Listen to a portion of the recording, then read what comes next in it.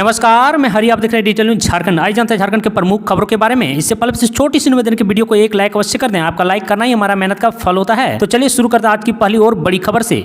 हेमंत सोरेन का master stroke, 27% हुआ OBC आरक्षण। झारखंड में अब 77% रिजर्वेशन। आपको बता दो झारखंड में हेमंत सरकार ने आरक्षण को बढ़ाकर 77% करने वाला विधेयक पारित कर दिया है। अब प्रदेश में अनुसूचित जाति एसटी को 28%, पिछड़ा वर्ग ओबीसी के लिए 27% और अनुसूचित जाति एससी के लिए 12% आरक्षण लागू हो जाएगा। आपको बता दो झारखंड ने विधानसभा के स्पेशल सेशन में 2 महत्वपूर्ण विधेयक सदन से पटल पर रखे थे। इसमें 1932 के खतियान आधारित स्थानीय नीति को कानून दर्जा देने के मकसद और दूसरा ओबीसी आरक्षण को 14% से बढ़ाकर 27% को लेकर यह दोनों विषय मौजूदा सरकार के घोषणा पत्र में शामिल थे। हेमंत सरकार ने आज विधानसभा का सेशन इन्हीं 2 विधेयकों को लेकर बुलाया था, जो सत्ता पक्ष और विपक्ष दोनों के लिए चुनावी मुद्दा बना हुआ था। इसको लेकर सत्ताधारी दल के विधायकों और मंत्रियों का कहना है कि बीते 20 सालों से बीजेपी अधिकांश समय शासन में रही, लेकिन इसे लागू नहीं कर पाई। इस बार हमारी सरकार ने ऐसा कर दिखाया है जो जनता के हित में है। वही विपक्ष की ओर कहा गया कि स्थानीय और आरक्षण सिर्फ विधानसभा के पटल पर पारित करने से नहीं होगा, बल्कि 9वीं अनुसूची के साथ केंद्र में पारित किया जाए, तब जाकर विधानसभा में रखा जाएगा। आपको बता दूं कि आरक्षण के अलावा हेमंत सरकार ने विधानसभा में 1932 भूमि रिकॉर्ड का प्रस्ताव भी पारित कराया। विधानसभा के स्पेशल सेशन में झारखंड स्थानीय व्यक्तियों की परिभाषा और उनके सामाजिक, सांस्कृतिक और अन्य लाभों के विस्तार के लिए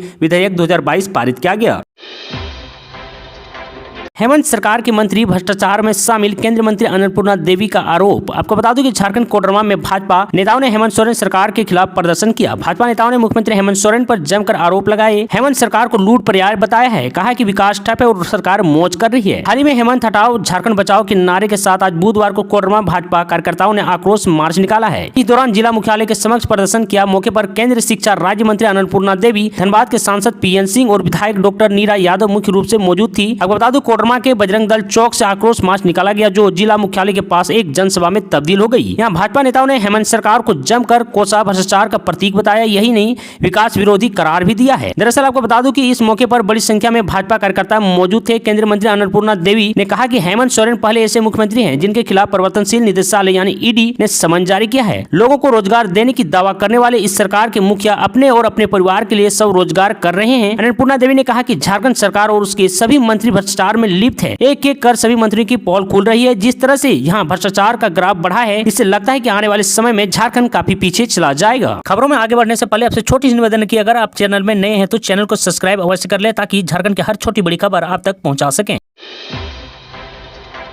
झारखंड कैबिनेट की बैठक 28 नवंबर को होगी। कई महत्वपूर्ण फैसले लिए जाएंगे। आपको बता दें कि झारखंड कैबिनेट की बैठक 28 नवंबर को झारखंड मंत्रालय में होगी। इसके अध्यक्ष मुख्यमंत्री हेमंत सोरेन भी सभी मंत्री बैठक में मौजूद रहेंगे। इसमें कई महत्वपूर्ण निर्णय लिए जाएंगे। आपको बता दूं कि कैबिनेट एवं निगरानी विभाग समन्वय के मुताबिक कैबिनेट की बैठक सोमवार यानी 28 नवंबर 2022 को होगी। यह बैठक अपराह्न 4 बजे को झारखंड प्रोजेक्ट भवन मंत्री परिषद कक्ष में स्थित होगी। आपको जानकारी के लिए बता दूं कि कैबिनेट सरकार की बैठक में लगातार कई महत्वपूर्ण फैसले ले रहे हैं। पिछले दिनों पुरानी पेंशन योजना लागू करने, 1932 के खतियान आधार पर स्थानीय नीति लीडरों को 27% विवरण देने का निर्णय ले चुकी है। 28 नवंबर को भी कई महत्वपूर्ण फैसले लिए जाएंगे।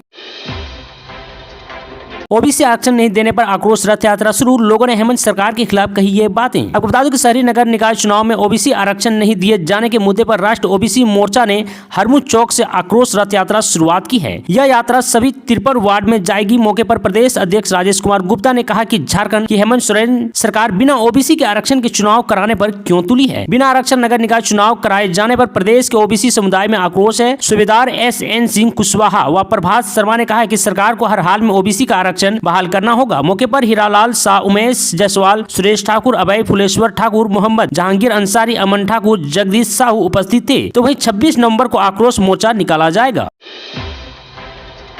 तो भाई झारखंड को लेकर एक बड़ी खबर आ रही है कि किसने बनाया झारखंड। सीएम हेमंत ने शिबू सोरेन तो राज्यपाल ने अटल बिहारी वाजपेयी को दिया श्रेय। आपको बता दूं झारखंड विधानसभा के स्थापना दिवस समारोह के मौके पर लंबे समय बाद मुख्यमंत्री हेमंत सोरेन और राज्यपाल रमेश बैस ने मंच साझा किया है। मंच पर दोनों अगल बगल की कुर्सी में बैठे हुए थे, लेकिन ना के बराबर दोनों की बातचीत हुई। पूरे कार्यक्रम के दौरान अधिकांश समय दोनों खामोश रहे। चुनाव आयोग की चिट्ठी और ईडी की कार्यवाही को लेकर उपजी तल्खी का साफ असर सीएम और राज्यपाल की मुलाकात में दिखा। कार्यक्रम के दौरान 1-2 मौके पर ही ऐसे आए जब दोनों ने एक दूसरे दूसरे से बात की। इस बीच मुख्यमंत्री और राज्यपाल के बयानों में विरोधाभास भी दिखाई दिया। दरअसल राज्यपाल रमेश बैस ने जहां झारखंड गठन का श्रेय देश के भूतपूर्व प्रधानमंत्री अटल बिहारी वाजपेयी को दिया, तो वहीं मुख्यमंत्री हेमंत सोरेन ने अपने पिता और राज्यसभा सांसद शिबू सोरेन को इसका श्रेय दिया है। मुख्यमंत्री ने कहा कि गुरुजी शिबू सोरेन के नेतृत्व में झारखंड राज्य का निर्माण हुआ है। आजादी के बाद हमने अस्तित्व की लड़ाई लड़ी। उन्होंने कहा कि आज खुशी मनाने का दिन है। मुख्यमंत्री ने कहा कि झारखंड वीरों शहीदों की धरती है। यहाँ के अनेकों वीर आजादी के साथ अन्याय, शोषण और जुल्म के खिलाफ संघर्ष करते हैं और उन्होंने अंग्रेजों से लोहा लेते हुए अपनी कुर्बानी दी। आजादी के बाद भी अपने हक की लड़ाई लड़ी। यह लड़ाई आज भी जारी है।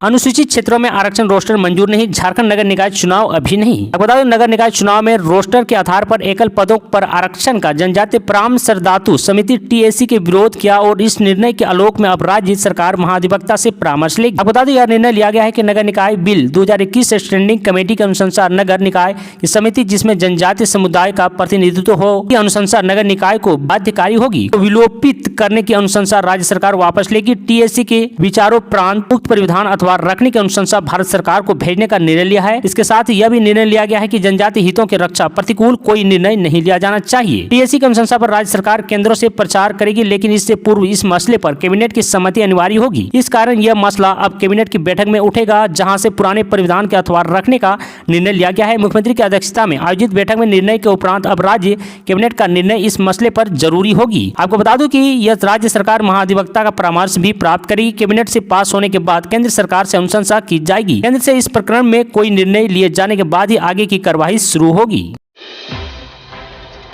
सूर्यास्त विमान टेक ऑफ मामले में सांसद निशिकांत दुबे को राहत बरकरार। झारखंड हाईकोर्ट के जस्टिस एस.के. द्विवेदी की अदालत में सूर्यास्त के बाद विमान टेक ऑफ करवाने के आरोपित गोड्डा के भाजपा सांसद निशिकांत दुबे, उनके पुत्र कनिष्क कांत दुबे एवं महिकांत दुबे व उत्तर पूर्वी दिल्ली के भाजपा सांसद मनोज तिवारी की याचिका पर सुनवाई हुई।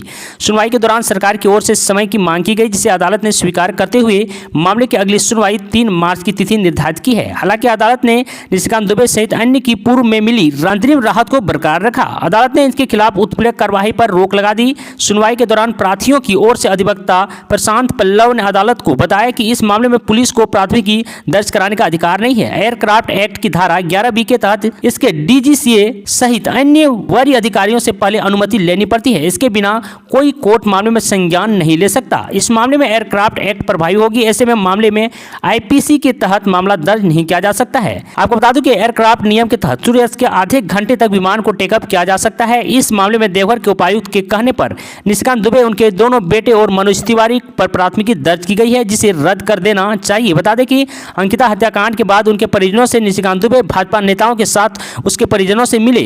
वापस लौटते समय मनोज तिवारी के साथ देवघर एयरपोर्ट से सूर्यास्त के बाद प्लेन टेक ऑफ किया था। इस मामले में इन लोगों के खिलाफ प्राथमिकी दर्ज की गई है। ऐसे ही झारखंड की तमाम बड़ी खबरों को जानने के लिए चैनल को सब्सक्राइब अवश्य कर लें, ताकि झारखंड की हर छोटी बड़ी खबर आप तक पहुंचा सकें। आज के लिए इतना ही। जय हिंद, जय भारत, धन्यवाद।